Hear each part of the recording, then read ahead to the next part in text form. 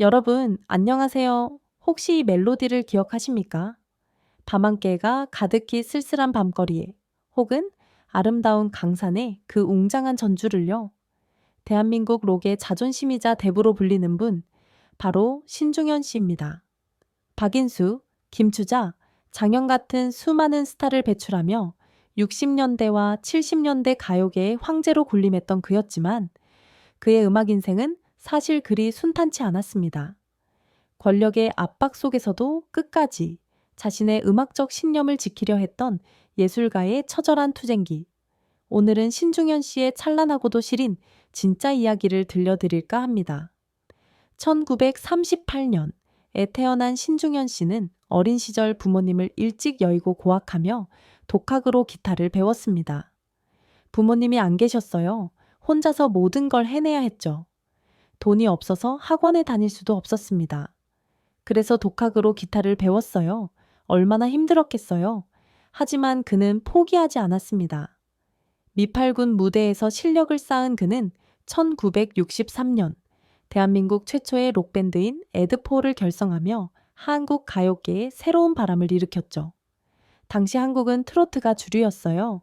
록 음악은 생소했죠. 그런데 신중현이 록을 들고 나타난 겁니다. 충격이었어요. 특히 1968년 펄시스터즈의 커피 한 잔이 그야말로 대박을 터뜨리면서 이른바 신중현 사단의 시대가 열렸습니다. 커피 한 잔을 시켜놓고 이 노래 기억하시죠? 신중현이 만든 곡입니다. 그가 곡을 주기만 하면 무명 가수도 단숨에 톱스타가 되던 시절이었으니 그 영향력이 얼마나 대단했었는지 짐작이 가시죠? 김추자의 늦기 전에, 장현의 이별, 박인수의 내 마음은 호수. 모두 신중현의 손에서 탄생한 명곡들입니다. 60년대 후반부터 70년대 초반까지 신중현은 정말 대단한 권력을 가지고 있었어요. 음악적 권력이요. 하지만 그 화려한 명성 뒤로 거대한 시대의 어둠이 다가오고 있었습니다. 1972년 신중현 씨는 청와대와 공화당으로부터 전화를 받게 됩니다. 당시 정권을 잡고 있던 박정희 대통령을 찬양하는 노래를 만들어 달라는 요청이었죠. 상상해보세요. 청와대에서 전화가 온 겁니다. 대통령을 찬양하는 노래를 만들어 주시오. 보통 사람 같으면 어떻게 했을까요? 아마 두려워서 만들었을 거예요. 하지만 예술가의 고집이었을까요? 그는 나는 그런 노래는 만들 줄 모른다며 단칼에 거절했습니다. 대단한 용기죠. 70년대 초반이면 유신 시대입니다. 정권에 조금만 반대해도 잡혀가던 시절이에요. 그런데 청와대의 요청을 거절한 겁니다. 그 대신 탄생한 곡이 바로 우리 민족의 아름다움을 노래한 아름다운 강산입니다. 아, 아름다운 이 강산에 대통령 찬양가 대신 민족의 노래를 만든 거죠. 하지만 이 선택의 대가는 너무나 가혹했습니다. 정권의 눈밖에 난 그의 노래들은 줄줄이 금지곡으로 묶였고 급기야 1975년 대마초 파동에 연루되어 구속되고 맙니다. 대마초 파동 당시 연예계를 강타한 사건이었죠. 하지만 신중현은 억울했다고 주장했습니다. 훗날 그는 당시 고문과 취조 속에서 대통령 찬양가를 안 써줘서 이렇게 된 것 아니냐는 말까지 들었다고 증언했죠. 정치적 보복이었다는 겁니다. 70년대 유신 정권 아래서는 그런 일들이 비일비재했어요.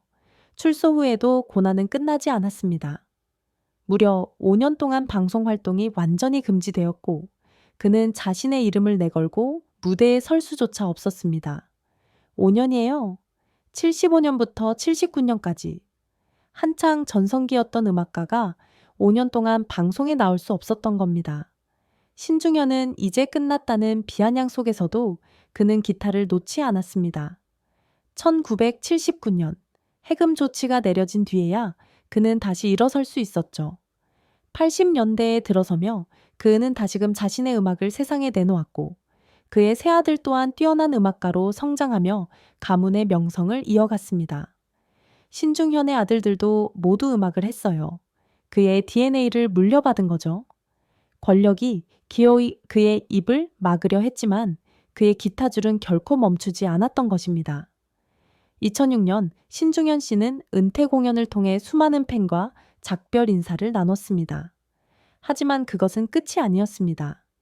세계적인 기타 제조사 펜더로부터 아시아인 최초로 커스텀 기타를 헌정받으며 그의 음악적 가치는 전 세계적으로 인정받게 되었습니다. 펜더 커스텀 기타.